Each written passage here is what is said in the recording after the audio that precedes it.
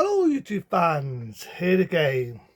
And you hear it blowing, yep, it's blowing a gale. Typical. Got a week off work and it's blowing a bladding gale. That's what I'm speaking.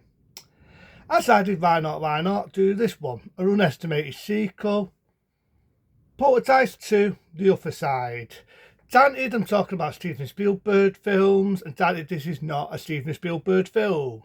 Now there's always been the outcry that in the original, was it a John Hooper film or was it a Steven Spielberg film? Because of all what they went through with the original, Steven Spielberg decided to go and do other things. And if I remember rightly, John Hooper decided to do the sequel to Texas Chainsaw Massacre. And so on. And the rest is history. So then being around of another director who, sadly to say, with the bad luck of the Poltergeist curse, another one that sadly passed away. But again, I'll talk about the deaths, about the history of the film, and so on.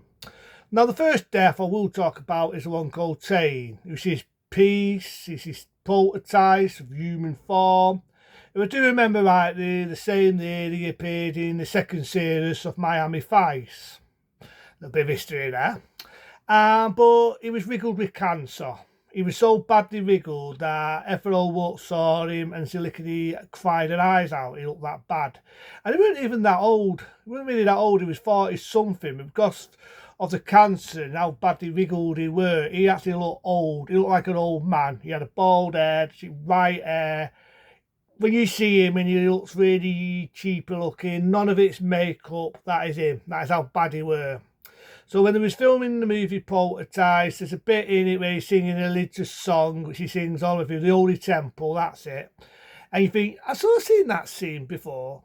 That's because you have seen that scene. All they had to do was they had to repeat the same scene because he passed away, sadly to say, before the film was ever completed. And so they had to work around his death. Then when they did Poltergeist 3, obviously they had a different actor play the role, which I think is a piece of shit, but I'll get to that when it's a rant. And the one what's the Indian, a lot of people said he died before. No, he didn't. No, he didn't. He never came to the Pan-Mir. He was also riddled with cancer. But there was a film, very good film actually, speaking of films like spin-offs of Indiana Jones, with Chuck Norris and the late Alex Derricks Jr., I can pronounce his name right, and he rest.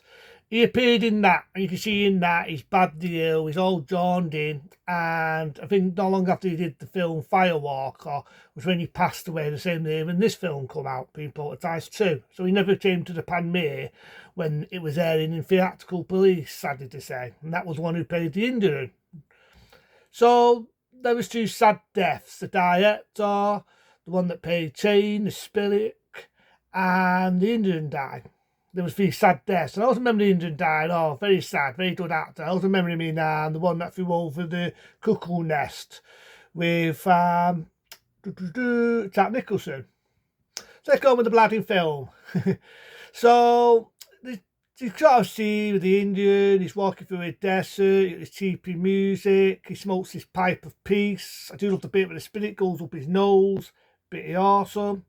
And it does, you get the take scene, it's on a mountain, Poltergeist 2, The Other Side. What a way to open the film.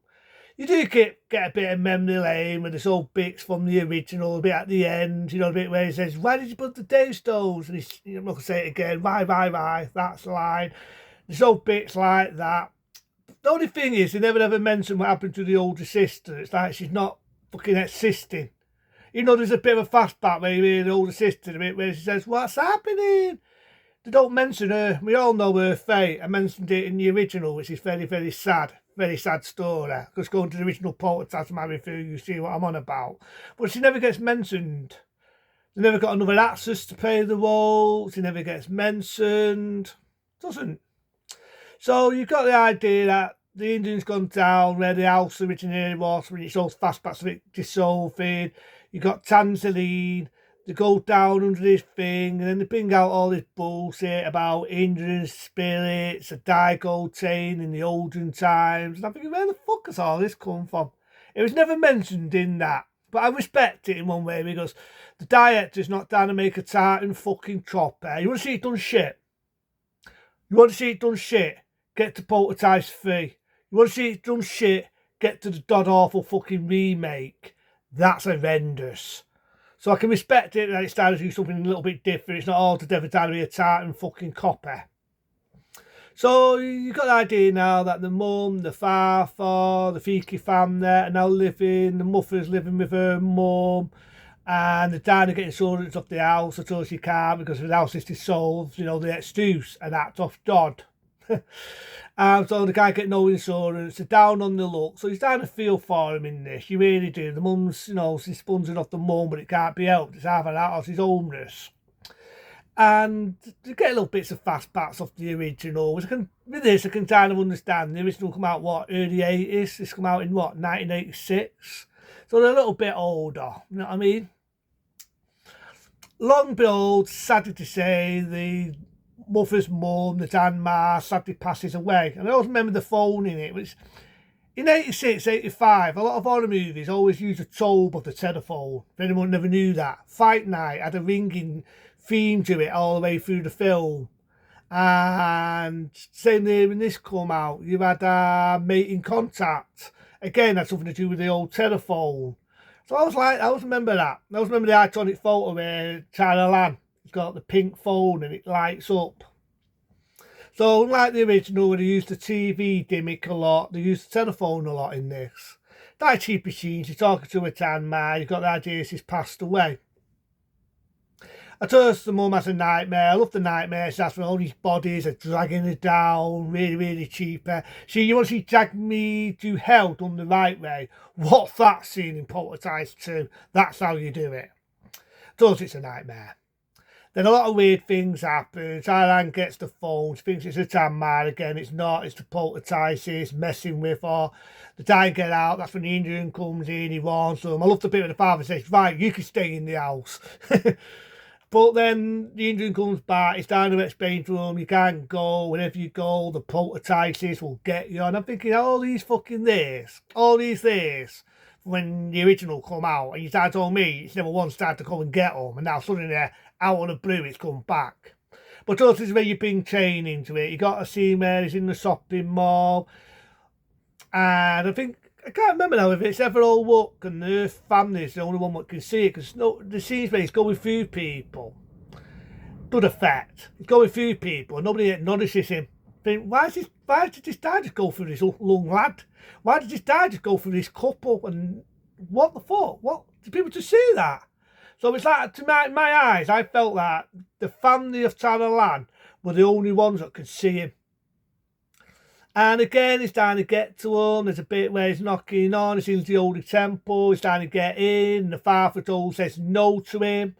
Tells him to go to hell. I always love the bit where he tries to blag him. We've got an insurance for people with your same problem. What? You have poltergeists and your houses go to dust? I don't remember finding anyone with problems like that in my area, but I went with it. There's a bit where the father's not getting noticed, he's getting a bit pissed, he thinks a bottle of wrist there. I love that scene with the maggot and it goes into his mouth and you see the eye open up. And he's kind of possesses him, and I always thought it was going to be a route where the father going to rape the mum, but happy to say they didn't go that route. And I just felt that would have been too much poor taste to go that route, so they didn't do that. There's a bit where you do see again the Kane's character. I've just already said it. You've seen the scene before. They had to work around his death because, sadly to say, the actor passed away before the film was completed. So there's a bit where he's throwing up, he folds up the evil spirit, and as you see a bit of the face of Chain. Good practical effects. This is why I fucking hate the remake with a passion. It's why I hate movies and horror movies today with all these computer effects. When you look at the effects they use on that evil spirit, when the father vomits it up and he just looks at the mother and smiles, that is how you do special effects. That is how you do special effects. Practical. I will miss them golden days. And like I say, there's a bit where you see a chainsaw and you think, that looks like it's in 3D. For people who may not know this, the 3D gimmick, like Texas Chainsaw Massacre, How Do We Food It, Jaws 3D, they wanted to make this film in 3D, and I'm kind of happy they didn't go that route of. I didn't want to film in 3D, but by accident, you do see a chainsaw moving forward, and you do actually see that left in 3D for people who are tight orders of that. So they meet up with the Indian again.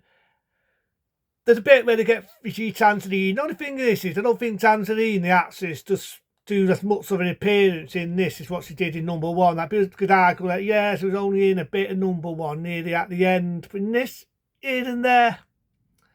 So you got the idea of this evil spirit, old chain, buried people alive in the olden times. The daughter, Taralang, gets slapped into the light. This bit, you can take it or leave it, because it felt like a scene in Super Derb. I'm expecting to hear the theme. I could do the rest, and a bit of Super Derb flying in the air. It really looks like a scene from Superman or Super Derb where they're in the light. It looks laughable, and I thought that ruined it, because the mystique of the original Poltergeist, you never knew. You can imagine what it would be like. What is it going to look like? Is it a dark tunnel? Is it light? Is it dark? Is it like a cave? Does Starland see these spirits? Do they all look like kids? What does it look like? And it leaves your imagination. This is what's wrong with horror movies today. They don't leave your imagination. So I kind of thought, so in the light, it spoiled it. It's like they're in the toad. And in fact, it looked like a scene from Super Derb. I just chain the spirit, jab Starland, does it's not special effects. We get it because the actor passed away. And it folds it in the light. You think she's a goner. This bit again makes me cry, because we all know everyone what's fate when they got to that. But then you see an angel flying in, and you think, where's this angel come from? It turns out to be the angel of the mother's mum. And they save the day, the spirits get sucked into the light. I always love to see where the Indian dies after the car. All the way through the film is after that fucking car. And he says, yeah, you can take it, you can take it. And they're stuck in the old place where they used to live, and they realise they're stuck in the middle of nowhere. And he says, hey, give us a lift, give us a lift. And it ends like that. You get that beautiful song that was used in the original, that la, la, la, la, la, la, la, la, la. You get that. And it ends like that. And I love the way it ends. To me, I felt this should have been it. Granted, Poltergeist, the original, you can leave it as a standalone film. But I also like the second one. I think it's very underestimated. I like the fact the Fiki family are in it again. I love the way it ends. I felt it should have ended like that, because that ruined it. It made you hate the Fiki family straight away. It made everything what Taralan, the family went through in 1 and 2 fucking pointless. I get to that, and that will have to be a rant. Nothing could save that film. Nothing. And sad to say, even Evelyn Look doesn't, because she just, I get to it. It's horrendous. But Poltergeist 2, I see nothing wrong with it. No faults with it. Nothing. It's a damn good estimated sequel. Yeah, okay, Steven Spielberg, John Hooper's not directing it, but the director may rest. I still think he does a good job. I think he does a good job for sequels go. It's not a good bad out of your time, so fuck it.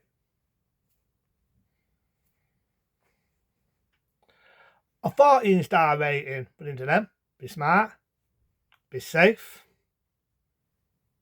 See you later.